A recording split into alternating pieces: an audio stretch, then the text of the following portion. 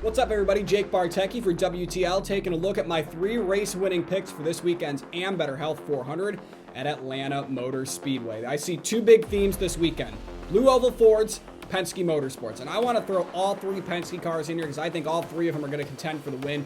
But I'm going to trim it down to 2. I'll give you my other pick in a minute. But my pick to win it all this weekend is Ryan Blaney. He's the odds-on favorite at plus 1,000, second in this race a year ago, in one of the closest finishes in NASCAR history with Daniel Suarez and Kyle Busch, 3 wide at the line. All of his teammates are really good at Atlanta. He's finishing the top 10 at Atlanta in 5 straight appearances there, and he's got an average finish of 7.2 since the reconfiguration to a drafting track. So that is my pick to win this weekend, is Ryan Blaney. At plus 1,100 is Blaney's teammate. I like Austin Cindric. He's always a contender at these drafting tracks. Denny Hamlin this week on his podcast called Austin Cindric one of the best speedway racers in the sport, and I completely agree.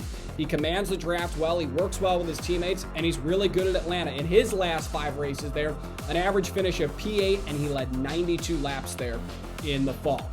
And last but not least, I like Brad Keselowski at plus 1,500. After a really good start to his tenure at Atlanta since the reconfiguration, he struggled there last year. Didn't crack the top 20, but I like him to bounce back this weekend. Ford is going to be really strong. I expect them to bring a lot of horsepower to Atlanta, and I think he's really good with his new teammate in Ryan Preece. So I'm going on Ryan Blaney to win, but I like Blaney, Cindric, and Brad Keselowski for race-winning outright.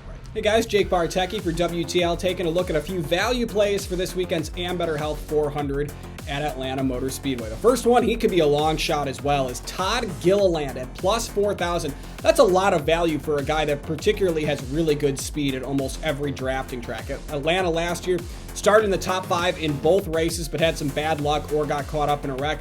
I think if luck stays on his side, he's able to keep it clean, I think he's got a shot to be right in the mix at the end of the race. And last but not least, at plus 2,000, Bubba Wallace. I like him here as well.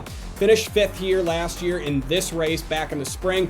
He's always a contender at drafting tracks, so I like Bubba Wallace at plus 2,000 as well.